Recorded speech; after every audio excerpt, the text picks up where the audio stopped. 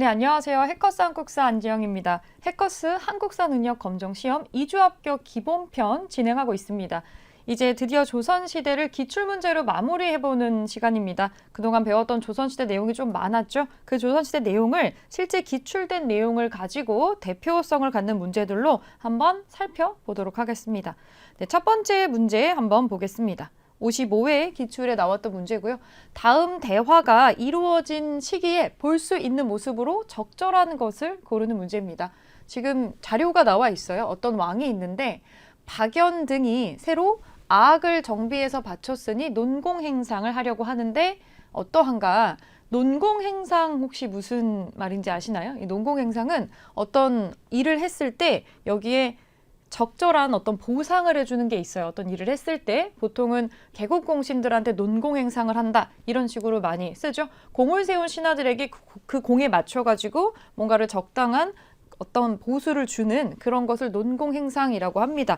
여기 힌트가 되는 단어들이 몇 가지가 나오고 있어요. 박연이 등장합니다.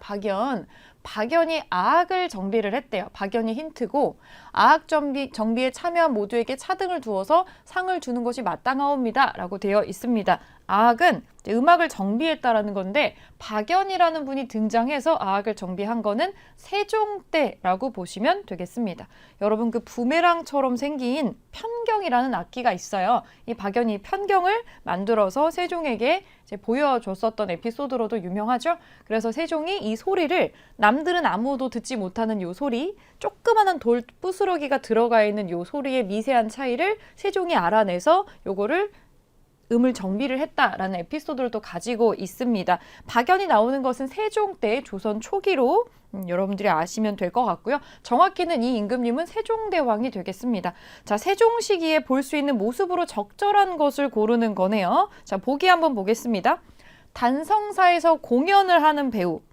단성사는 나중에 영화관이 되는데 처음에 극장으로 만들어졌었던 곳이고요. 요건 시기가 맞지 않습니다. 요 단성사라는 곳은 1907년에 만들어진 것이기 때문에 요거는 적절하지가 않죠. 한참 뒤에 나오는 거죠. 두 번째, 집현전에서 연구하는 관리. 네, 집현전이 세종대왕 하면 바로 떠오르는 유학을 연구하는 기관이면서 인재를 육성하는 장소였죠. 정답은 우선은 2번으로 찾을 수가 있겠고요. 나머지 3, 4번 좀 보겠습니다. 청해진에서 교역을 하는 상인 청해진이 나온다고 하는 건 이건 신라 하대의 장보고라는 사람이 완도, 저기 아래쪽에 완도라는 지역에서 청해진을 설치를 하고 이 청해진에서 교역을 하는 상인들을 관리했었던 게 있었죠. 이거는 신라 하대니까 맞지가 않고 해동통보를 주조하는 장인, 해동통보가 주조가 되는 것도 고려시대이기 때문에 시기상으로 맞지가 않습니다. 지금 조선의 세종 시기로 나오는 거는 2번 집현전으로 찾겠습니다. 2번 문제 보겠습니다. 가에 해당하는 책으로 옳은 것은 이번엔 책을 찾는 문제가 되겠습니다. 어떤 책인지 자료를 한번 볼게요. 조선의 9번째 왕인 성종. 네, 성종이 나오면 조선의 초반에 시스템을 다 완성한 사람으로 보시면 되고 얼마나 한 게 많으면 일울성자를 받았겠어요. 기초적인 것들을 다 정비한 사람입니다. 성종의 재위 기간에는 통치에 관한 규범을 확립하기 위해서 많은 책들이 편찬이 됐는데 국가 운영 전반에 대한 여기 힌트죠. 법률을 담은 법전이 드디어 완성이 돼요. 법전이 완성이 돼서 반포가 됐고 국가 의례를 정비한 국조오레이 그리고 궁중음악을 집대성했었던 악학괴범 이런 책들이 많이 정리가 됩니다. 특히나 가장 중요한 건 조선시대 전반에 걸쳐서 굉장히 영향을 행사했었던 이 법전, 정규 법전이 완성이 되는 건데 이 법전의 이름은 경국대전입니다. 경국대전. 편찬을 시작한 거는 앞선 세조 때부터 시작을 했지만 완성을 성종 때 했어요. 경국대전. 이 경국대전에 나와 있는 것으로 모든 것이 기준 삼아서 진행이 됐었죠. 자, 2번으로 이것도 마찬가지로 답을 찾아주시고 택리지라고 하는 건 이중환이라는 분이 조선시대 후반에 만든 지리서입니다. 직접 돌아다니면서 그 지역의 풍속이나 문화라든지 지역의 특징 이런 것들을 적어놓은 지리서고요. 조선시대 후반으로 넘어가야 됩니다. 해당 사항이 없고 농사직설은 세종 때 편찬을 한 거죠. 세종 때 실제 우리나라 풍토에 맞는 농사법들을 모아서 편찬을 해놓은 농서라고 볼 수가 있겠습니다. 동의보감은 이 선조에서 광해군으로 이어지는 시기에 활동했었던 허준이라고 하는 분이 있죠. 이 허준이 편찬을 했었던 거고 편찬 자체는 광해군 때 됩니다. 이거 시기가 맞지 않죠? 네, 정답 2번 경국대전으로 찾겠습니다.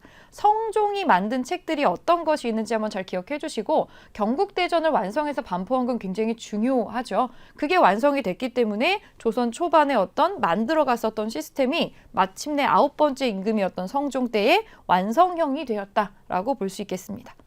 자, 오른쪽에 3번 문제로 가보겠습니다. 가에 들어갈 기관으로 옳은 것은 기관, 영의정, 좌의정, 우의정의 삼정승이 합의를 통해서 서로 논의를 통해서 여러 방면의 나랏일을 총괄한 조선 전기의 국정 최고기관이 뭐냐고 물어보고 있습니다. 영의정, 좌의정, 우의정이 모여서 이 기관은 의정부입니다. 의정부. 그래서 육조라고 하는 행정 실무를 보는 관청들이 있고 왕이 있고 그 사이에 의정부가 있어서 육주에서 올라오는 안건들을 의정부에서 이 삼정승과 왕이 같이 합의를 하고 그리고 결정을 하는 국정 최고 기구였죠. 조선시대 후반이 되면은 요 역할을 다른 기구가 가져가기 때문에 조선 전기라고 지금 나와 있습니다. 네, 정답은 의정부 3번으로 찾아주시면 되겠고요. 승정원은 국왕의 비서기관입니다. 왕명을 출납하는 기구고 의금부는 국왕의 직속 사법기구인데 반역죄라던가 강상죄라던가 이런 거를 저지른 대역 죄인들을 처리하는 의금부란 데가 있었고요. 춘추관은 조선 왕조실록의 편찬을 주관하고 기록물을 관리하는 역할을 하는 기구입니다. 이거 참고로 체크해 주시고 넘어갈게요. 4번 보겠습니다. 다음 인물에 대한 설명으로 옳은 것은 땡땡땡 연보 1482년 한성에서 출생, 이런 건 여러분들이 자세하게 외울 수는 없는 내용이고 뭘 했는지 한번 보겠습니다. 문과에 급제하고 가서 혈량과 실시를 건의한다. 일종의 추천제를 건의를 한 게 나오고요. 대사원이라는 직급에 있었고 위훈삭제를 건의합니다. 이게 결정적인 힌트네요. 위훈삭제. 위훈삭제를 건의를 했었고 가짜 공을 삭제합시다라는 게 위훈삭제였죠. 결국에는 기묘사화라는 걸로 사약을 받고 죽었다라고 전해지는 이 인물은 사림의 대표적인 인물이었고 중종이 발탁을 했었던 조광조라는 사람입니다. 조광조. 자, 이 인물은 조광조입니다. 조광조에 대한 설명으로 옳은 거 나머지 거 한번 골라볼게요. 거중기를 설계하였다. 거중기를 설계하는 거는 이 거중기가 수원화성 축조에 이용이 됐었죠. 정약용입니다. 이건 정약용이고요. 조선 경국전을 저술을 하였다. 이 조선 경국전 초반에 이제 법전에 대한 내용의 틀을 잡아놓은 개인이 편찬한 사설 편찬된 어떤 법전인데 요거는 조선을 세우는 초반에 청사진을 그렸던 사람 정도전이 편찬을 하는 겁니다. 정도전이 저술을 하는 책이고요. 거중기는 정약용이고 두 번째 지금 정도전이 나왔습니다. 세 번째 소격서 폐지를 주장하였다. 이게 조광조가 했었던 거죠. 이분은 아주 들어갈 틈 없이 아주 확고한 선비의 꼿꼿한 모습을 보여주는 분이어서 유학을 장려하고 성리학을 장려하고 이 밖의 것들을 누르는 방식을 많이 채택을 하는데 소격서는 이 국가에서 주관하는 어떤 행사가 있었어요. 이게 도교라는 쪽의 행사를 주관을 하는 거였는데 도교는 일종의 어떻게 보면 정규 종교라기보다는 신선 사상이라던가 이런 것들 외부의 종교적인 것들을 많이 모아가지고 하는 행사였어요. 그래서 일반적인 성리학자들이 보기에는 이것도 약간 미신처럼 보일 수가 있는 그런 행사였던 거죠. 이런 거를 국가가 돈을 들여서 하는 거는 안 된다라고 얘기를 했었던 거라 소격서 폐지를 주장을 했었고요. 요게 이제 정답이 되겠고 마지막 4번 보면 만권당이라고 하는 어떤 학술 연구 기구가 있어요. 큰 도서관이면서 연구기관인데 이런 걸 설치를 해놓고 원나라의 학자들과 교류를 했다라고 알려진 사람은 이재현이라는 분이 있습니다. 이재현. 원나라가 나온다는 건 아직 조선시대 아니죠. 이제 고려 말기의 일이고요. 고려 말기에 충선왕이라는 왕이 우리나라에 만든 것도 아니고 원나라에다가 설치를 하고 거기에서 원나라 학자들하고 교류하면서 성리학을 연구하고 배워오게 한 그런 장소입니다. 만권당. 여기에 들어가서 실제로 성리학을 연구하셨던 분이 이재현이라는 분이 계셨고요.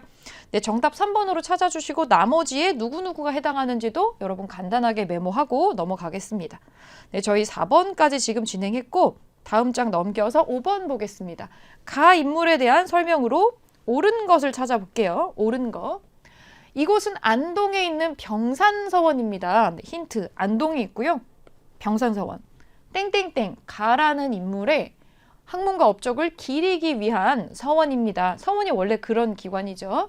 그는 임진왜란이 일어났을 때, 결정적인 힌트네요. 임진왜란이 일어났을 때 훈련도감의 설치를 건의했었던 사람, 그리고 이 사람을 기리는 서원이 병산서원이다.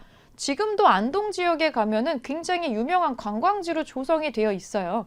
이분의 가족들과 친척들이 집단적으로 이 병산서원 인근에 집성촌을 이루고 살았기 때문에 지금도 유명한 관광지화가 되어 있죠. 네, 이분은 서해 류성룡이라는 분입니다. 류성룡. 이분의 이름은 기억을 잘 해놓아야겠죠. 왜냐하면 이분이 징비록이라는 책을 또 쓰기도 했고, 우리가 임진왜란을 거울 삼아서 다시는 이런 일이 벌어지지 않게 하기 위한 어떤 책을 저술한 게 있고, 이순신 장군을 발탁하신 분이기도 하고요. 우리도 이제 군대를 전문적으로 육성해가지고 전쟁을 대비할 필요가 있다라고 해서 훈련도감의 설치를 또 건의를 한 업적을 가지고 있습니다. 네, 지금 제가 말한 거에 해당하는 답이 벌써 1번에 나왔죠. 징비록을 저술하였다. 징비록. 그래서 임진왜란 같은 비극적인 전쟁이 다시는 일어나지 않게 하기 위해서 이 징비록이라는 책을 저술을 했고요. 나머지 오답 살펴보겠습니다. 우선 이거 답은 1번이에요. 오답 살펴볼게요. 사군 육진을 개척하였다. 사군 육진을 개척하는 거는 임진왜란 훨씬 이전의 조선 초반의 일이고요. 이거는 세종 때 일입니다. 세종 때 사군과 육진을 각각 최윤덕이라는 장군과 김종서라는 장군을 보내서 개척을 하게 했죠. 그래서 북방의 영토를 개척해서 이 세종 때 사군 육진을 정비하면서 오늘날의 한반도 모양 지도가 완성이 됩니다. 세종 때고요. 서경천도를 주장한 거는 조선시대가 아니라 고려시대로 앞서 올라갑니다. 묘청이라는 분이 있었죠. 풍수지리서를 앞세워서 이제 개경의 운이 다 했으니까 서경으로 가야 된다. 이제 고려 인종 때 일입니다. 그래서 이거는 고려시대 거니까 해당 사항이 없고, 이 서경천도 주장한 거는 묘청이라는 스님이었어요. 자, 4번 대동여 지도를 제작하였다. 조선시대기는 하지만 대동여 지도를 제작한 사람은 김정호라는 분이 있었죠. 김정호. 4번 아닙니다. 네, 정답 1번이고요. 네, 6번 문제 보겠습니다. 가 전쟁 중에 있었던 사실로 옳은 것은 징비록이란 무엇인가? 사실 징비록이 나올 때 이미 이거 임진왜란이구나 라는 거 여러분들이 아셔야 되는 요게 결정적인 힌트였고요. 이때의 화는 참혹하였다. 수십 일 만에 삼도를 잃고, 이 삼도가 서울, 한성과 개성과 평양이죠. 선조가 계속 피난을 다녔잖아요. 임금이 피난을 다니고, 그럼에도 불구하고 우리가 살아있는 것은 하늘이 도운 까닭이다. 맨 밑쪽에 이것이 임진왜란인 거를 알려주는 힌트가 또 나오는데, 우리나라를 돕기 위해 명예군대가 여러 차례 출동하였기 때문이다. 명나라가 파병을 해줬었죠. 네, 이거는 조선시대 임진왜란입니다. 자, 임진왜란 중에 있었던 사실로 옳은 것을 고르는 겁니다. 옳은 거 골라볼게요. 이종무가 쓰시마 섬을 토벌하였다. 쓰시마 섬은 대마도입니다. 이거 왜구, 일본 해적을 소탕하려고 한 건데, 이종무가 쓰시마 섬을 토벌한 거는 세종 때입니다. 해당 사항이 없어요. 앞선 시기죠. 임진왜란 이전입니다. 정문부가 의병을 모아서 왜군을 격퇴하였다. 이게 정답이 어려울 수 있어요. 여러분들이 알고 있는 일반적인 임진왜란의 사실하고 좀 안 맞을 수 있습니다. 안 맞는다는 거는 좀 낯선 선지가 있을 수 있는데, 우선 정답이 2번이거든요. 확실하게 오답을 체크한 다음에 2번을 추가 설명 좀 하겠습니다. 배중손이 삼별초를 이끌고 몽골군과 싸운 거는 임진왜란이 아니고 고려시대에 이 몽골, 원나라랑 항전을 할 때죠. 요거는 해당 사항이 없어요. 고려시대 거죠. 최영 장군, 군대를 지휘해서 홍건적을 물리쳤다. 이 최영 장군은 고려 말기에 있었던 분이죠. 최영과 이성계가 같이 떠오르는 신흥 무인 세력이었는데 홍건적과 왜구를 물리치면서 세력을 얻었습니다. 이 최영 장군이 홍건적을 물리쳐선 업적을 크게 가졌던 시기는 고려 말기의 공민왕 시기입니다. 요거는 시기적으로 한참 앞서 있죠. 정문부라는 장군의 이름도 좀 기억을 해주시면 좋을 것 같아요. 이분은 뭐 정식으로 임명된 장군은 아니지만 의병을 모아서 일으켰었던 사람이고요. 어느 정도의 업적을 세웠냐면 그 임진왜란이 벌어졌을 때 초반에 우리가 굉장한 열세였기 때문에 일부는 일본에 투항을 한 사람들도 있어요. 특히 이제 국경지대를 지키고 있었던 국경인이라는 사람이 실제로 배신을 합니다. 실제로 배신을 해서 피난을 가고 있었던 이 왕자들을 사로잡아서 2명의 왕자를 가토라고 하는 일본 외장한테 그냥 아예 바쳤던 적이 있습니다. 그러니까 왕자를 넘긴 거죠. 일본 장수에게. 대단한 반역입니다. 그래서 이 정문부가 그 왕자를 다시 구출을 하고요. 이 국경이라고 하는 반역을 저지른 사람들을 처벌을 하는 이런 일을 맡아서 진행을 했었습니다. 상당히 적은 숫자로 큰 숫자의 왜군을 격퇴했었던 기록이 많이 나오고요. 북한대첩비라고 하는 또 이 활약상이 적힌 대첩비가 있어서 요게 원래 일본에 가 있었다가 우리가 다시 반환을 받아서 지금은 가지고 있습니다. 그래서 우리가 임진왜란 때 기억해야 되는 사람이 굉장히 많은데 우리가 보통 이순신 장군만 기억을 많이 하지만 전국에서 일어났었던 의병들 중에서 이런 활동을 하신 분들이 있습니다. 근데 정문부는 실제로 반역자를 처벌했다라는 점, 왕자를 구출했다는 점 이런 것들이 좀 있어서 종종 선지에 나옵니다. 2번으로 찾아주겠습니다. 임진왜란이랑 연결해서 기억해 주세요. 자, 7번 보겠습니다. 가에 들어갈 장면으로 가장 적절한 것은 가는 어떤 그림 사이에 지금 들어가 있는데 첫 번째 한번 볼게요. 홍의장군 곽재우라고 나옵니다. 홍의장군. 붉은색 옷 입고 있죠. 그래서 홍의장군이라고 해요. 곽재우는 임진왜란 당시에 가장 처음으로 의병을 일으켰던 사람입니다. 가장 처음 경남 의령에서 의병을 일으켰었던 사람이고요. 그 사이에 있고 그 다음에 북벌이 등장을 하네요. 요거는 임진왜란입니다. 곽재우가 등장하는 거는 임진왜란 때예요. 선조 때 임진왜란이 발발했을 때고 그 뒤에 북벌이라고 하는 건 북쪽을 정벌하자라는 얘기입니다. 이 북벌에서 말하는 북쪽이라고 하는 건 임진왜란 이후에 명나라를 몰아내고 중원을 차지했었던 이 여진족 세력이 있어요. 후금을 세웠고 그 후금이 다시 청나라가 됐었죠. 여기서 말하는 북벌은 청나라를 가리키고 있습니다. 상당히 지금 간격이 멀리 떨어져 있어요. 중간에 시기가 되게 깁니다. 선조에서 효종 사이 넘어갈 때까지 사이에 있었던 시기를 지금 가라고 할 수가 있겠네요. 자, 그러면 요 사이에 있었던 사실로 적절한 것을 한번 골라보겠습니다. 1번 서경으로 수도를 옮기고 금나라를 정벌하자. 금나라도 여진족이긴 하지만 시기가 한참 앞이죠. 임진왜란 이전입니다. 이 스님은 묘청이라는 스님이고요. 묘청의 서경천도 운동은 고려시대에 벌어지는 일이니까 요거는 아니에요. 가시기보다 한참 앞서 있습니다. 자, 2번 보겠습니다. 위화도라는 지명이 보이네요. 이건 그 유명한 위화도 회군에 관련된 내용인데 요동 정벌은 불가하다. 개경으로 회군하라. 이렇게 나오는 요 장군의 이름은 조선을 세운 태조 이성계가 되겠죠. 아직은 조선이 세워지기 전입니다. 이것도 아니겠네요. 해당 사항이 없습니다. 아니고 3번 보겠습니다. 광해군이 유배 가는 모습을 보니 세상 참 덧없군. 광해군은 왕이 됐었던 사람이죠. 근데 광해군이 유배를 간다라는 건 이 왕의 자리에 있다가 반정으로 쫓겨나는 그 시점을 얘기해 주는 것 같습니다. 요 사이에 벌어진 일이 맞죠. 선조 이후에 광해군이 즉위를 했지만 이 광해군이 떠오르는 세력이었던 후금과 척지고 싶지 않아서 명나라와 후금이 전쟁을 하고 있을 때 이 명나라의 파병 요구에 응하기는 하지만 몰래 투항하라는 지시를 내린 적이 있었죠. 중립외교를 합니다. 그 중립외교의 결과 이게 굉장히 강력한 반발을 사게 되어서 인조 반정이 일어났고 인조가 집권한 다음에 광해군은 유배를 떠나게 됩니다. 그리고 그 인조의 아들로서 왕이 되는 사람이 요 북벌을 외쳤던 효종이 되기 때문에 시기상으로는 3번이 가에 해당하는 시기라고 볼 수 있겠습니다. 4번 마지막으로 좀 보자면 나 이종무가 대마도를 정벌하러 왔다.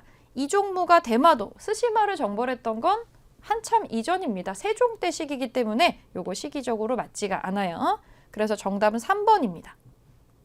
자, 8번 보겠습니다. 밑줄 그은 이 전쟁에 대한 설명으로 옳은 것은 지금 촬영하는 곳은 남한산성입니다. 적의 공격을 방어하기 위해 유리한 지형에 세워진 산성이고요. 이 전쟁 때 인조가 피신했다라고 나옵니다. 남한산성 힌트, 이 전쟁 인조라고 나오는 데에서 우리는 이것이 병자호란인 것을 알 수가 있습니다. 병자호란 때 남한산성에서 항전을 했지만 결국에는 실패하고 아주 굴욕적인 항복을 했었죠. 네, 지금 병자호란에 대한 설명을 찾아주시면 됩니다. 병자호란. 김시민 장군이 활약하였다. 김시민 장군은 그 진주성에서 진주 대첩을 하는 사람이에요. 병자호란이 아니고 임진왜란 때 활약한 장군입니다. 별무반을 편성해서 적과 싸운 것. 이 별무반은 요거 여진 몰아냈을 때 고려시대에 윤관이 만든 특수부대였죠. 요거 고려시대 거니까 아니네요. 이 전쟁 이후에 청과 군신 관계를 맺었다. 이거 맞죠? 여기서 우리가 항복을 한 다음에 청나라와 군신 관계를 맺고 우리나라 1번, 2번 왕자 인질로 보내고 우리나라 사람들 대거 노예로 끌려갔었죠. 3번입니다. 답은 3번이고요. 이여송이 이끄는 명예지원군이 파병된 거는 임진왜란입니다. 네, 정답 병자호란 끝나고 나서 청과의 군신 관계를 맺은 거 3번으로 찾아주겠습니다. 네, 9번으로 다음 장 넘어가겠습니다. 가에 들어갈 기구로 옳은 것은 가는 본래 외적의 침입에 대비하고자 설치한 임시군사회의 기구였으나 힌트가 나오네요. 외적의 침입에 대비를 한다. 이게 좀 힌트 중에 하나고 임시군사회의 기구다. 상설이 아니고 특정한 목적, 군대에 대한 어떤 특정한 목적이 있을 때에만 설치를 하는 임시기구였는데 양난을 계기로 여기서 말하는 양난이 뭘까요? 여기서 말하는 양난은 임진왜란, 병자호란입니다. 이 커다란 두 번의 전쟁 이후에 국방뿐만이 아니라 국정의 전반을 그냥 아예 여기서 다 총괄을 하게 되었더라. 상설화된다라고 나와 있습니다. 조선 후반에는 국정의 최고 기구로서 기능을 한다라는 거죠. 기존의 의정부하고 육조가 했었던 나눠서 했었던 일들을 이 임시기구가 전부 다 가져갔다라고 보시면 되겠습니다. 비정상적으로 역할이 비대해졌다라고 보시면 되겠죠. 네, 이 기구는 비변사입니다. 비변사. 우선 비변사라고 체크해 주시고요. 요게 이름이 좀 입에 안 붙을 수는 있어요. 비변사. 외적의 침입에 대비한다라고 했잖아요. 외적이 들어오는 거는 국경지대에서 넘어오겠죠. 그러니까 변방. 변방의 비상사태. 비상. 변방에 누가 쳐들어왔다. 이게 비변사를 암기하는 팁으로 기억하셔도 되겠습니다. 그래서 군대와 관련된 내용을 거기다가 임시로 논의를 하는 걸로 원래 막사 같은 거 쳐놓고 설치를 하는 그런 임시기구였는데 이 임진왜란은 거의 7년 정도 진행이 됐고 병자호란도 굉장히 참혹한 전투였기 때문에 이 중요한 두 개의 전쟁 이후로 이걸 수습하는 역할까지 여기서 다 하게 돼요. 그러다 보니까 이게 안 없어지고 계속 진행이 되는데 나중에는 왕이 누구랑 결혼을 할 것인지 후궁을 누구로 뽑을 것인지 뭐 이런 문제까지도 전부 다 비변사가 관여를 하게 됩니다. 자, 비변사라는 기구 후반부에 상당한 권력이 집중된 최고 기구로서 기능을 하게 된다. 기억해 주시고 사헌부는 관리 감찰 기구입니다. 관리를 감찰하고 풍속을 바로잡는 역할을 했었던 기구고요. 의금부 같은 경우는 이 대역죄인, 강상죄를 어긴 죄인을 처벌을 하는 국왕의 직속 사법기구였습니다. 홍문관은 옥당이라고도 하죠. 왕의 경연을 주관하기도 하고 언론 활동을 하기도 하고 국왕이 자문을 구하기도 하는 기구로 기능을 합니다. 자, 나머지 거 체크하고 10번 보겠습니다. 10번. 가와나 사이 시기에 있었던 사실로 옳은 것은 3점짜리죠. 사이 시기 한번 파악해 볼게요. 대비의 명으로 인조가 즉위하였다. 인조 반정입니다. 광해군을 폐위시켜 강화도로 내쫓고 이이첨 등을 처형한 다음 전국에 대사령을 내렸다. 인조 반정의 모습을 보여주고 있습니다. 광해군이 쫓겨나고 인조가 왕이 되는 장면이 가 시기가 되겠고요. 자, 나는 어느 시기인지 볼게요. 영조로 넘어갑니다. 여러분 영조 때면은 여기 사이 시기를 여러분들이 머릿속에 이제 떠올리셔야 돼요. 지금 영조 시기 중에서도 탕평비를 세웠다라는 부분으로 넘어가고 있습니다. 지금도 남아있어요. 탕평비. 성균관 입구에 탕탕평평한 내용을 하겠다라는 내용으로 탕평비를 세웁니다. 그러니까 이 붕당 정치의 어떤 폐단을 막기 위해서 이걸 비석으로 만들어가지고 꽂았다라는 거죠. 이제 여기에서 공부하는 사람들이 관리가 돼가지고 들어올 거니까 아주 상징적인 성균관 입구에다가 탕평비를 세우는 내용이 나오고 있습니다. 그럼 우리가 찾아야 되는 시기는 머릿속에 떠올려야 되는 시기는 인조와 영조의 사이 시기가 되겠습니다. 그 사이에 효종도 있을 수 있고요. 효종도 있을 수 있고 숙종도 있을 수 있습니다. 효종, 숙종, 경종까지 사이에 3명의 왕들이 들어가 있는데 그 시기를 머릿속에 떠올리시면서 골라볼게요. 예송이 발생하였다. 예송. 일단 답이 바로 1번에 나오는데, 자, 인조가 죽고 인조 다음으로 왕이 되는 게 효종이고요. 제가 방금 언급을 하지 않았는데 효종 밑으로도 효종 아들이 왕이 된 사람이 있었죠. 우리가 태정태세 외우다 보면 잠깐 스치듯이 지나가는 현종이라는 사람이 있습니다. 이때 가장 심각하게 일어났었던 문제가 예송 논쟁이에요. 우리가 학습을 했었던 내용이죠. 장례식에 상복 몇 년 입을 거냐를 놓고서 굉장한 탁상 공론을 했었던 게 바로 예송 논쟁인데, 효종이 인조의 장남이 아니라 둘째 아들이었기 때문에 이 논쟁이 벌어졌다라고 했어요. 인조가 나중에 재혼했었던 자이대비라는 계비가 있는데, 이 계비가 친아들은 아니지만 일단 아들이었던 효종이 죽고 나서 또 며느리가 죽고 나서 상복을 몇 년 입냐, 이거를 놓고서 싸웠던 게 예송입니다. 이건 단순히 옷을 몇 년 입는다 안 입는다 이런 차이가 아니라 이걸 장남으로 인정을 하느냐 마느냐, 왕권을 인정을 하느냐 마느냐에 걸쳐서 붕당끼리의 세력 다툼에 활용이 됐었던 논쟁이에요. 가장 치열하게 일어났었고요. 예송 논쟁, 현종 때 발생한 분쟁이기 때문에 가와 나 사이에 들어가는 사건이 맞습니다. 우선 답은 1번이고요. 삼포외란이 일어났다. 저기 부산 지역에 있는 세 개의 포에서, 이 세 포에서 무역에 대한 어떤 불만을 품고 외인들이, 일본인들이 반란을 일으켰었던 사건입니다. 이거는 중종 때입니다. 중종 때니까 가의 이전이죠. 경국대전이 완성되는 거는 9번째 임금 성종 때니까 훨씬 더 앞전이죠. 가의 이전입니다. 정동행성이 설치되는 거, 이 정동행성은 원나라가 설치한 겁니다. 이거 고려 말기입니다. 고려 시기에 해당하는 얘기여서 이것도 가의 이전 시기가 되겠습니다. 정답 1번이네요. 우리가 기본편 문제를 풀 때에는 이 사이 시기를 골라라고 하는 게 아주 바트게 나오지는 않고요. 기간이 조금 널찍하게 구획이 되어 있어서 여러분들이 순차적으로 적기만 하면은 충분히 풀 수가 있습니다. 자, 11번 문제 보겠습니다. 가 왕이 추진한 정책으로 옳은 것은? 가에 대해 알려주세요. 희빈 장씨를 왕비로 책봉했습니다. 장희빈이 나오네요. 장희빈 결정적인 힌트. 환국을 여러 차례 단행을 했다. 3번에 걸친 환국이 있었죠. 대동법을 확대 시행한 사람. 요건 좀 어려울 수 있지만 장희빈과 환국에서 우리는 이 왕이 숙종이구나라는 걸 알 수가 있겠습니다. 숙종. 숙종이 워낙에 이 여성 편력과 이 러브스토리로 좀 유명한 사람이어서 이분의 다른 업적들이 좀 가려지고는 하는데 여러 가지 일들을 했던 사람이에요. 아주 강력한 왕권을 가지고 그거를 찾아보겠습니다. 숙종의 정책을 찾아보겠습니다. 장용령이라고 하는 군대를 설치한 사람. 장용령은 정조가 설치하는 거죠. 그래서 일부는 서울의 한 성에, 일부는 수원 화성에다가 가져다 놨었죠. 1번은 정조 겁니다. 정조 거니까 해당 사항이 없어요. 1번은 정조. 탕평비를 건립하는 거는 숙종의 아들로 나중에 왕이 되는 영조가 하는 일입니다. 영조. 영조가 성균관 앞에다가 탕평비를 세웠죠. 상평통보라고 하는 동전. 여러분들이 일반적으로 알고 있는 그 엽전입니다. 이거를 발행을 하고 유통해서 정착시키는 데 성공을 하는 사람. 요게 숙종의 업적 중에 하나입니다. 일단 3번이고요. 동국 여지 승남을 편찬하였다. 이 지리서 같은 것들 책들을 만들어가지고 초창기 이 시스템을 완성하는 사람. 9번째 임금이었던 성종 시기에 편찬되는 책입니다. 그래서 정답은 3번 상평통보의 발행이 숙종이 추진했었던 정책입니다. 자, 12번 보겠습니다. 다음 학생이 생각하는 기구로 옳은 것은?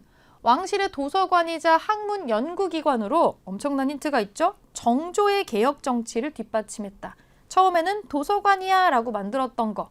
현재에도 창덕궁 내부에 복원된 건물이 남아 있습니다. 유득공, 박제가와 같은 서울 출신의 인재들이 여기에 딸려있는 검서청의 검서관으로 등용된 것으로도 유명하죠. 네, 이 기구는 규장각입니다. 규장각 1번이 정답이겠고요. 네, 성균관은 도서관이 아니고 최고 학교입니다. 최고 학교죠. 국가의 국립대학교고요.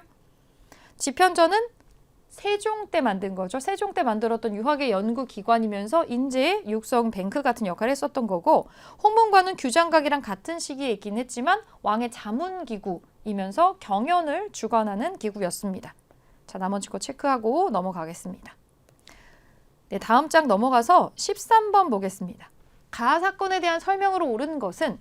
이것은 1811년에 서북 지역민에 대한 차별에 반발해서 일어난 뭐의 진행 과정을 보여주는 지도입니다. 서북 지역이라고 하는 게 오늘날의 북한 지역에 있는 평안도입니다. 평안도. 서북 지역민에 대한 차별에 반발해서 크게 일어났었던 어떤 사건이 있습니다.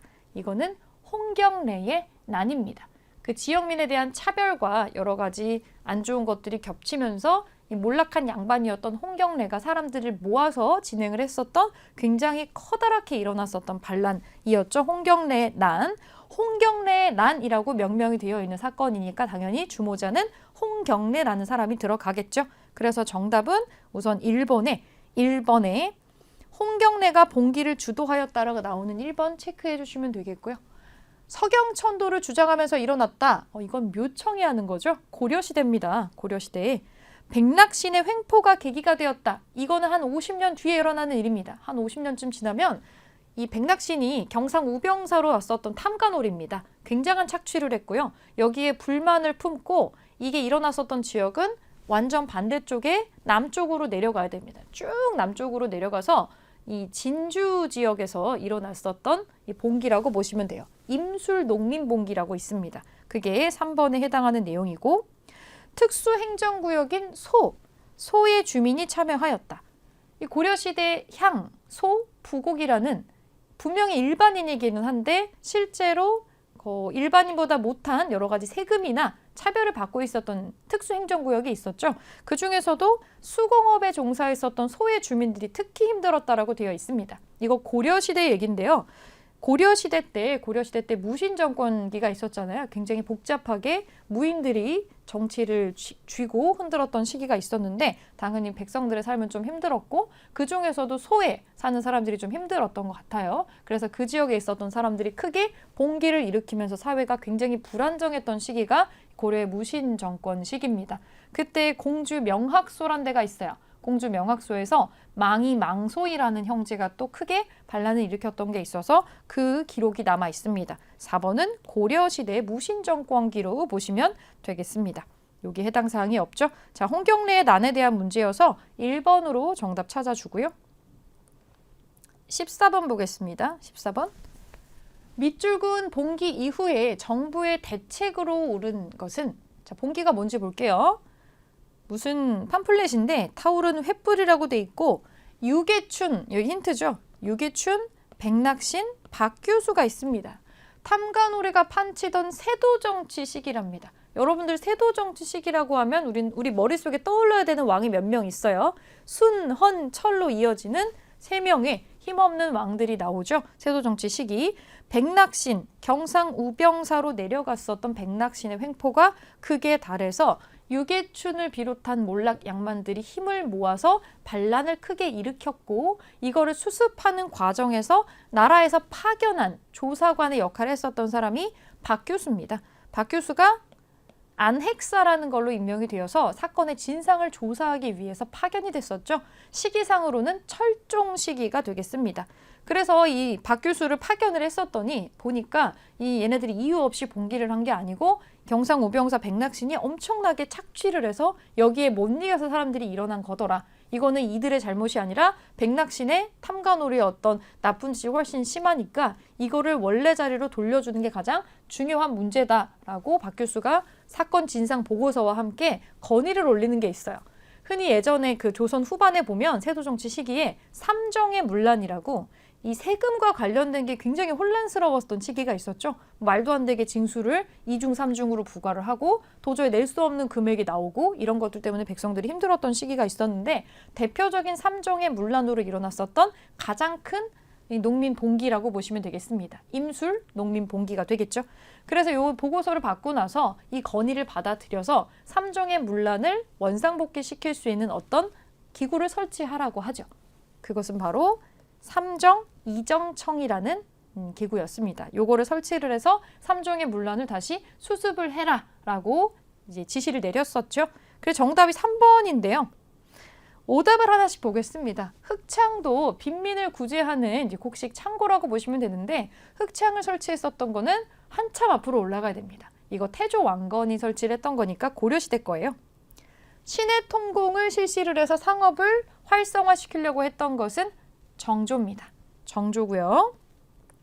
전민변정도감을 운영하였다. 전민변정도감은 이것도 마찬가지로 백성과 밭을 잘 조사해서 부당하게 빼앗긴 땅이나 부당하게 노비가 된 사람이 있으면 원래대로 돌리는 거를 맡아서 하는 관청이 전민변정도감인데, 도감이라고 관청의 이름이 붙으면 이거 고려시대 거다라고 생각하시면 됩니다. 고려시대 고려 말기에 공민왕이 신돈을 시켜서 설치했었던 거죠. 설치해서 운영을 했었던 기구가 되겠습니다.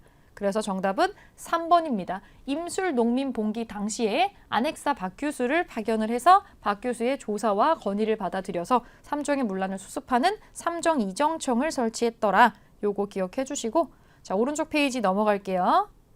15번입니다. 가에 들어갈 내용으로 옳은 것은 과전법에 대해 알려주세요. 과전법, 토지제도 중에 하나죠. 공양왕 3년이면은 고려 말기입니다. 고려 말기. 조준, 정도전은 신진사대부군요. 네, 과전법. 그리고 나서 추가적으로 과전법에 대한 설명으로 맞는 거 하나를 더 골라주시면 됩니다. 한번 골라볼게요. 공인이 등장하는 배경이 되었어요. 이건 과전법 때문에 나온 게 아닙니다. 이거는 대동법 때문에 나오는 겁니다. 대동법.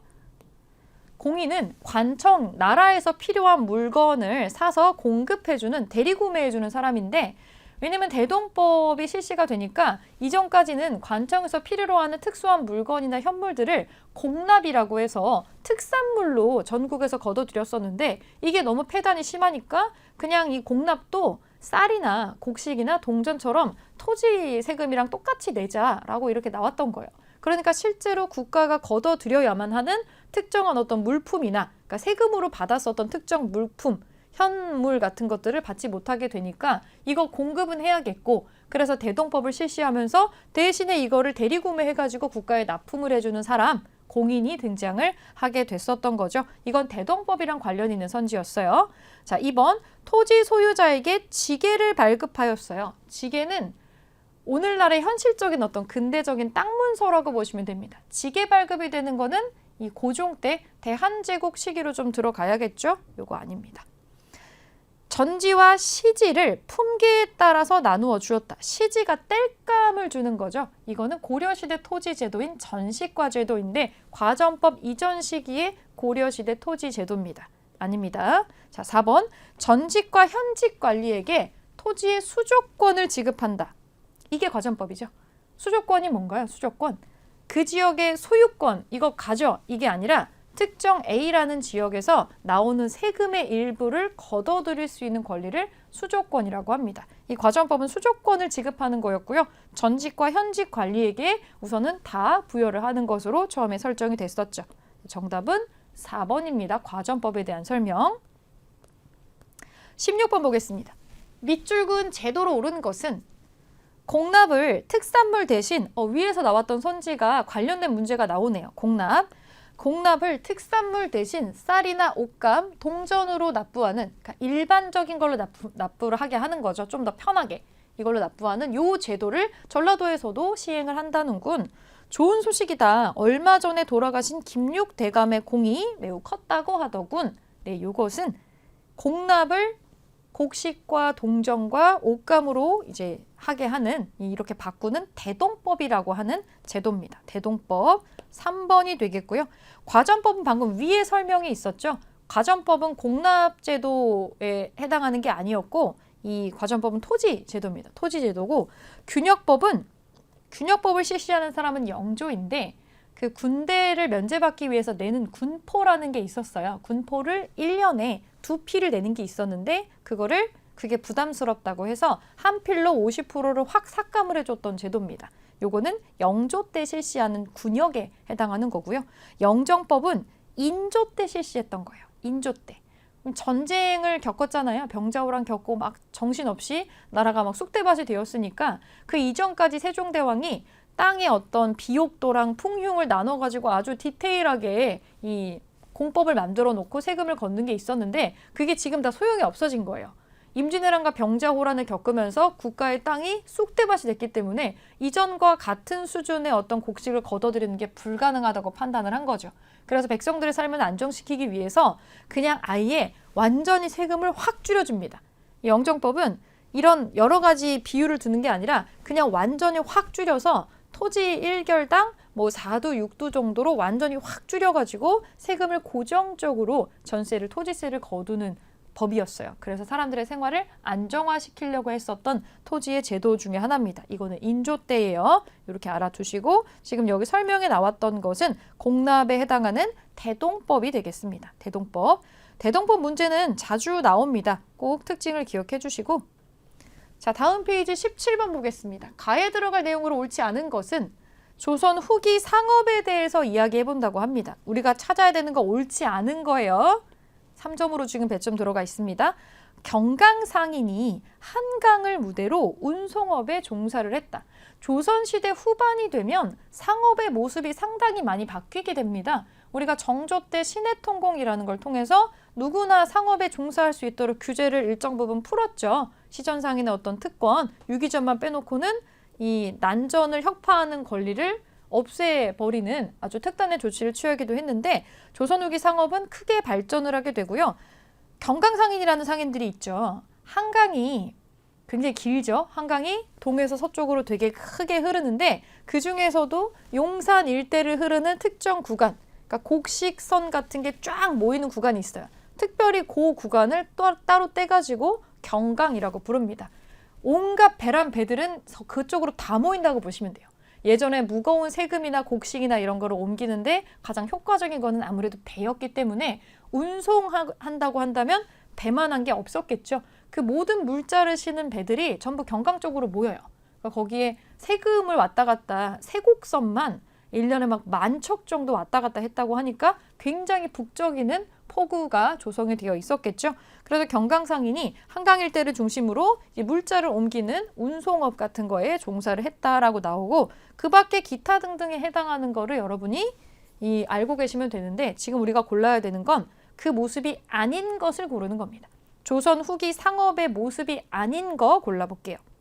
1번, 내상이 일본과의 무역을 주도했다. 이 내상은 저기 부산 지역에서 포구에서 활동을 했었던 상인인데 일본을 왔다 갔다 하면서 상업에 주로 종사했었던 큰 상인입니다. 조선 후반이 되면 그러니까 일종의 재벌급의 큰 상인들이 거상들이 등장을 하기 시작을 하는 거죠. 그래서 뭐 만상이라든지 송상이라든지 내상이라든지 이런 큰 상인 집단들이 활동을 하게 됩니다.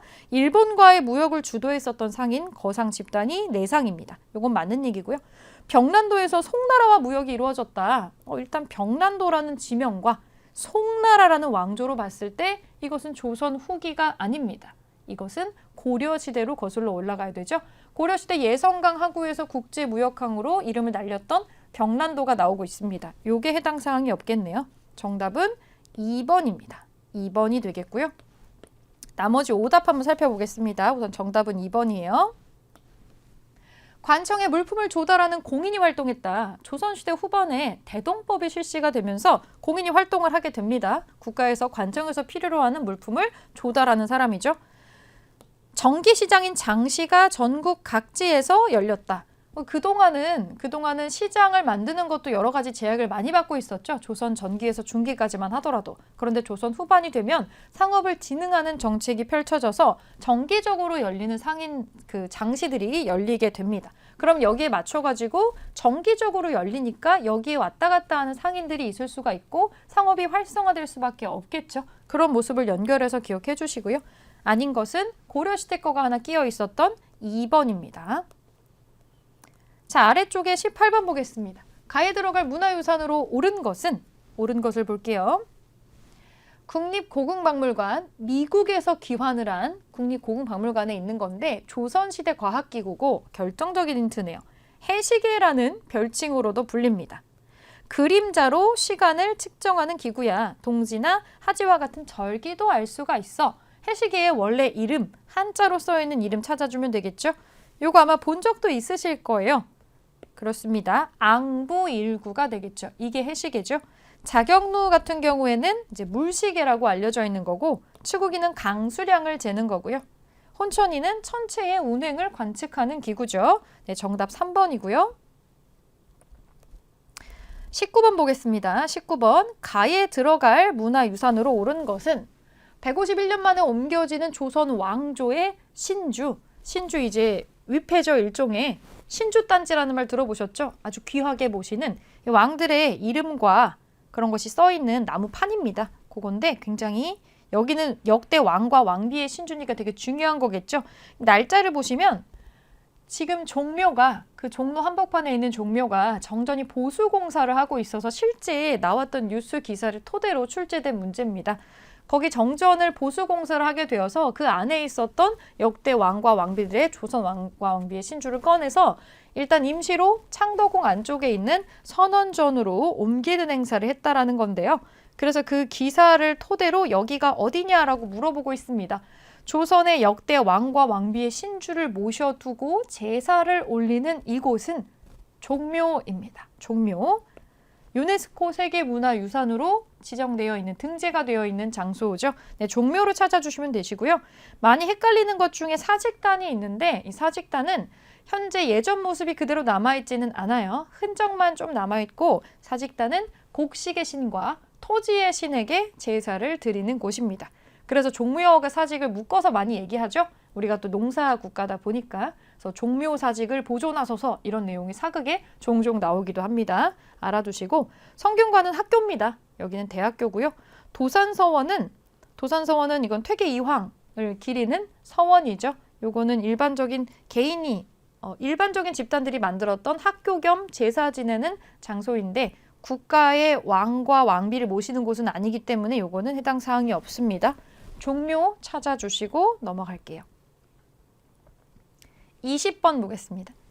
가에 들어갈 그림으로 옳은 것은 이 작품은 조선 전기를 대표하는 그림으로 안평대군, 힌트 조선 전기래요. 조선 초반 전기고 안평대군이 꿈에서 본 이상 세계를 안견이 그린 거래요. 실제 있는 장소가 아닙니다. 조선 전기고요. 자, 이 그림으로 옳은 거 찾아보겠습니다. 1번에 무동도라고 춤추는 아이가 그려져 있는데 이거는 풍속화죠. 풍속화가 본격적으로 그려지고 유행했던 시기는 조선 후기가 되겠습니다. 1번은 조선 후기에 김홍도가 그린 무동도입니다. 시기적으로도 맞지가 않죠? 자, 두 번째 세한도라는 그림이 있습니다. 이 그림은 되게 유명했었던 그림이죠. 요걸로 전시가 크게 있었어요. 그래서 요거는 문인 화가로 알려져 있는 추사체로 유명한 추사 김정희가 제주도 유배 시절에 그렸던 그림입니다. 해당 사항 없죠? 마찬가지로 조선시대 후반이고요. 3번 인왕제색도를 보겠습니다. 인왕제색도는 상상 속이 아니고 실제 있는 장면을 그린 겁니다. 인왕산, 지금 현재 경복궁에 끼고 있는 서쪽 산이잖아요. 인왕산, 비가 내린 여름날에 인왕산의 모습을 그린 정선의 인왕제색도입니다. 요거는 진경산소화라 그러죠. 요것도 해당 사항 없습니다. 조선시대 후반이고요. 4번이 정답입니다. 몽유도원도, 꿈속에서 본 이상세계를 그렸다란 뜻으로 몽유도원도라고 이름을 붙여놨습니다. 정답은 4번이 되겠죠. 네, 마지막 페이지 펼쳐보겠습니다. 21번인데요. 밑줄근 개혁안의 내용으로 옳은 것은 이 내용 조금 어려울 수 있어요. 3점짜리네요. 이곳은 유형원이라고 하는 이 사람 실학자입니다. 조선 후기 실학자고요. 개혁안을 냈다라고 하니까 보통 실학자하고 연결을 많이 해주시면 돼요. 학문연구와 저술에 힘썼던 전라북도 부안군의 그 우반동의 반개서당입니다. 호가 반개죠. 그래서 반개수록이라고 하는 책을 저술했다라고 나옵니다. 다양한 개혁안을 담았던 반개수록에 나오는 내용으로 옳은 것은 뭐 여러 가지 혁신적인 내용이 적혀 있지만 한번 골라보겠습니다. 1번 균전제 실시. 우선 1번이 답인데요. 유형원은 뭘 주장을 했냐면 사람들이 자영농이 몰락하지 않고 백성들이 좀 잘 살면서 이제 부국 강병하게 만드는 책을 다시 내놓는 사람이에요. 나라가 잘 살고 튼튼하려면 일단 일반인들이 몰락을 하면 안 돼요. 일반인들이 잘 먹고 살아야 되고 군대를 잘 육성을 해야 되고 뭐 이런 얘기들을 자기의 저술안에 녹여놨는데 일반인들이 몰락하지 않으려면 우선 자기들이 갖고 있는 땅이 일정 부분 있어야 되고 이거를 빼앗기면 안 되고 기반이 될 만한 땅이 반드시 존재해야 된다. 라는 그런 걸 갖고 있는데 이걸 누군가가 독점하거나 하면 문제가 생긴다라고 보는 거예요. 그래서 균전제라는 게 뭐냐면 일단 토지라고 하는 거는 국가가 가지고 있되 이걸 나눠주는 거예요. 신분별로 차등을 두어서 하지만 그 신분 내에서는 똑같이 나눠줍니다. 그래서 누구 하나 굶어 죽는 사람 없이 자기 땅이 있어서 거기에서 부쳐 먹고 살 수 있게, 그래서 몰락하는 사람 없이 스스로 자기 땅을 가지고 농사를 짓는 자영농이 많아야 이들이 토지세금 국가에 또 내고 그러면서 나라가 튼튼해지고 나라는 그 돈으로 군인도 육성하고 이러면서 부국강병을 이룰 수 있다. 이런 내용들을 개혁안으로 많이 남겨놨어요. 아주 이상적인 내용이라고 할 수가 있겠죠. 이 균전제가 유형원이 주장했었던 대표적인 개혁안 중에 하나입니다. 이분은 농사를 굉장히 중요하게 여겼거든요. 그래서 우리가 실학자 중에서도 농사 중요하게 여기면 중농학파라 그러고 상업을 중시해서 여기면 중상학파라 그래요. 유형원은 중농학파에 해당하는 사람이었습니다. 그래서 스스로 자기 땅을 가지고 농사를 지을 수 있는 자영농이 살아있는 게 중요하다라고 주장을 했었던 사람이어서 그 방안을 균전제라는 걸로 정리를 했었죠. 균전제. 말이 좀 어렵지만 요거 유형원이랑 같이 연결해서 기억을 좀 해서 요 틈에 기억 좀 해서 정리를 좀 해주시고요. 정답은 1번입니다. 정예결사를 제창했다. 이거는 이 타락한 불교를 깨끗하게 정화하는 운동 중에 하나인데 이제 고려시대 진울이라고 하는 스님이 한 거고요. 훈련도감을 창설한다. 훈련도감 창설하는 거는 그 임진왜란을 겪고 나서 그 유성룡이 이 훈련도감 설치하는 걸 건의를 하죠. 시기적으로도 맞지 않고 일단 유성룡의 업적입니다. 전민변정도감을 설치하는 거는 고려 말기에 공민왕이 했었던 겁니다. 해당 사항이 없고 1번 균전제의 기억을 해주겠습니다. 이 유형원이 재미있는 게 이분은 살아있을 때에는 그렇게 크게 인정받지 못했고요. 과거에도 합격하지 못했어요. 그냥 은둔을 하면서 연구를 했었던 사람인데 살아서는 이분의 업적이 좀 가려져 있다가 죽고 나서 100년 정도 있다가 크게 평가를 다시 받아요. 이 유형원의 반개수록과 이 사람의 개혁안을 크게 칭찬하면서 직접 간행을 해가지고 반포하라라고 했던 사람이 영조라는 임금입니다. 그러니까 후대 임금에게 재평가를 받은 굉장히 특이한 케이스라고 할 수 있겠죠. 자, 22번 보겠습니다. 22번. 다음 상황이 나타난 시기에 볼 수 있는 모습으로 적절하지 않은 것을 골라볼게요. 그림에 힌트가 많이 있어요. 상평통보라는 동전이 일반화되고 있고 새책점이래요. 책 대여점입니다. 새책점. 책 대여점이 생겨가지고 일반인들도 책을 대여해서 볼 수 있게 된 거는 조선시대 후반의 내용이고요. 이 여자아이가 머릿속으로 뭐라고 생각하고 있죠? 춘향전을 빌려야겠다. 여러 가지 한글 소설들이 크게 인기를 끌었다라는 거 지금 여기에 나오고 있습니다. 조선시대 후반이 되면은 서민 문화가 발달을 하죠. 이 새책점도 서민 문화 발달의 모습 중에 하나입니다. 자, 적절하지 않은 거 골라볼게요. 자, 조선 후반에는 일반인들도 민화 소비가 커집니다. 그래서 민화의 수요가 생겨서 민화를 그리는 화가들이 있었죠. 왜 우리 복을 가져다 주는 그림 같은 거 있잖아요. 그 연초에 까치와 뭐 호랑이가 같이 그려진 그림이라든지 이런 것들이 많이 팔리고 뭐 잉어를 그린 그림이라든지 이런 그림들도 다수가 나오죠. 민화를 그리는 화가 볼 수 있습니다. 탈춤 수요 있죠. 일반인도 즐길 수 있는 공연들이 장터를 중심으로 상연이 됩니다. 대표적으로 탈춤이 있고 판소리가 있습니다. 전부 다 해당 사항이 맞는 얘기고요. 4번 팔관회에서 외국 사신이 있는 거를 볼 수 있다. 이 모습은 요거는 조선시대 후반이 아니고 이 팔관회라는 행사는 고려시대 때 크게 있었던 행사입니다. 연등회랑 팔관회라는 행사를 이 종교 행사를 국가적으로 크게 치렀었죠. 연등회는 불교랑 관련된 거고 팔관회는 불교 플러스 도교 플러스 여러 가지 종교 행사를 다 뭉뚱그려서 한 큰 축제 같은 걸로 했었던 국가 행사입니다. 그래서 팔관회를 치를 때에는 외국의 사신들도 많이 초청이 돼가지고 구경했다라고 되어 있어요. 이건 고려시대에 볼 수 있는 모습이기 때문에 4번이 해당 사항이 없는 내용이죠. 22번은 4번으로 정답 찾아주시고요. 자, 오른쪽 페이지 넘어가서 23번 보겠습니다.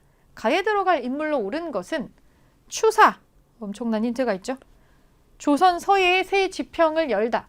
우리 박물관에서는 추사체를 창안해서 조선 서예의 새 지평을 열었던 추사 선생의 특별전을 개최합니다. 관심 있는 분들 많이 와주세요 라고 되어 있죠. 가에 들어갈 인물은 추사 김정희가 되겠습니다. 추사체의 주인공이 되겠죠.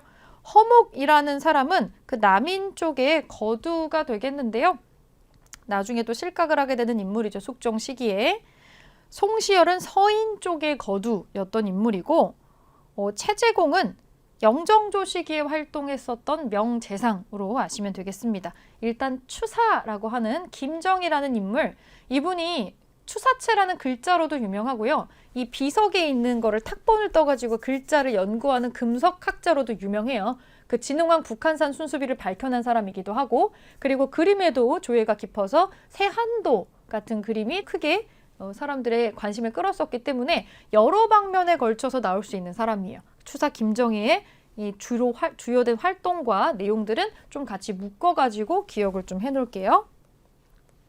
마지막 24번입니다. 다음 학생이 생각하고 있는 책으로 옳은 것은 광해군 때 허준, 힌트가 바로 나오죠. 허준, 전통의학을 집대성했다.